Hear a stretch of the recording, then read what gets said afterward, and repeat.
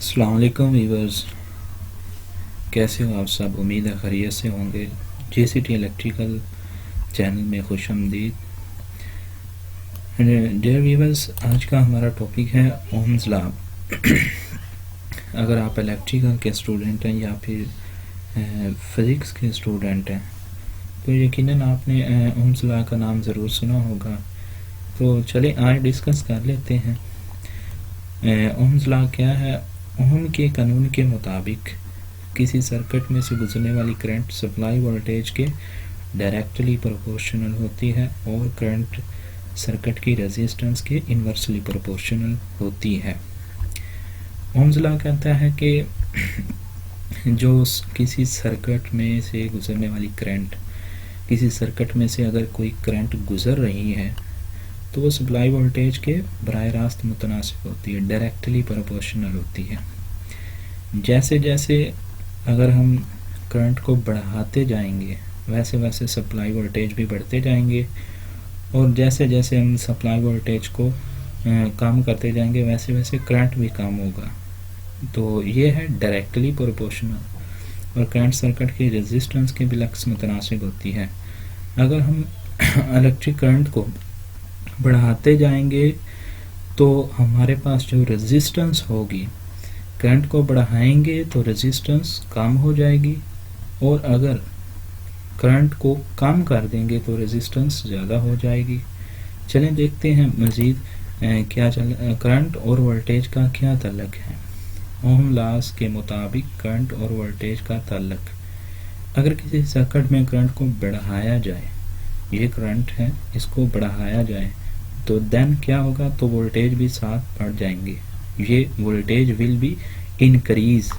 अगर किसी सर्किट में करंट को बढ़ाया जाएगा देन वोल्टेज भी साथ साथ बढ़ते जाएंगे, और करंट को कम किया जाएगा तो वोल्टेज भी साथ कम हो जाएंगे। ये देख लें, जैसे ये एरो नीचे की तरफ, अगर हम करंट को कम करते जाएंगे, करंट को कम किया तो फिर क्या होगा, वोल्टेज भी सर्किट में कम हो जाएंगे साथ साथ। तो आगे देख लेते हैं करंट और रेजिस्टेंस का ताल्लुक। करंट और रेजिस्टेंस का आपस में क्या ताल्लुक होता है किसी सर्किट में। अगर किसी सर्किट में करंट को बढ़ाया जाए तो सर्किट में मौजूद रेजिस्टेंस कम, जैसे ये एग्जांपल देख लेते हैं हम कि ये करंट है हमारे पास एक सर्किट का। अगर हम करंट को बढ़ा देते हैं तो देन क्या होगा, जो रेजिस्टेंस होगी सर्किट की वो डिक्रीज हो जाएगी, वो कम हो जाएगी। और अगर करंट को कम किया जाए, ये करंट को कम कर दिया तो देन फिर क्या होगा, तो रेजिस्टेंस बढ़ जाती है। जब हम इलेक्ट्रिक करंट को किसी सर्किट में कम करते हैं तो रेजिस्टेंस बढ़ जाती है। ये एक सिंपल सा फंडा है ओम लॉ का। तो मज़ीद देख लेते हैं कि कैलकुलेशन के लिए ओम लॉ बहुत ज़रूरी है। अगर हमारे पास कोई डिवाइस है या हमारे पास कोई इलेक्ट्रिकल अप्लायंसेस है, तो अगर हम उसका करंट मालूम करना चाहते हैं, वोल्टेज मालूम करना चाहते हैं या फिर उसकी रेजिस्टेंस मालूम करना चाहते हैं, तो ओम्स लॉ के मुताबिक हमारे पास ये 3 फार्मूले हैं जिनके ज़रिए हम किसी इलेक्ट्रिकल अप्लायंसेस की करंट, वोल्टेज और रेजिस्टेंस मालूम कर सकते हैं।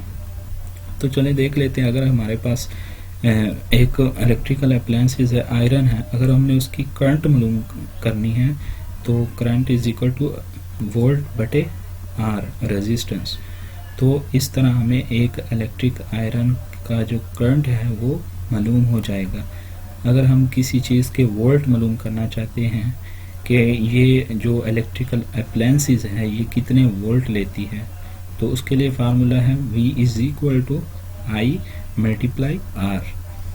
तो अगर हम रेजिस्टेंस मालूम करना चाहते हैं किसी इलेक्ट्रिकल अप्लायंसेस की, तो हमारे पास ये फार्मूला है R is equal to V over I.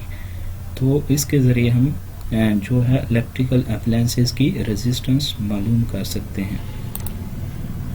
तो ये यकीनन आप अगर मोबाइल की शॉप पे जाएं तो इसे ज़रूर देखते होंगे। ये इलेक्ट्रिकल सप्लाई है और ये ओम्स लॉ के मुताबिक ही काम करती हैं।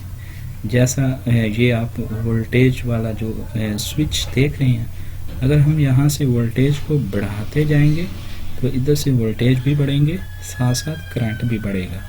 शर्त यह है कि जो रेजिस्टेंस होगी वो कांस्टेंट रहेगी। तो उम्मीद है कि आपको इतनी समझ आ गई होगी। तो चलो मज़ीद मिलते हैं नेक्स्ट वीडियो के साथ।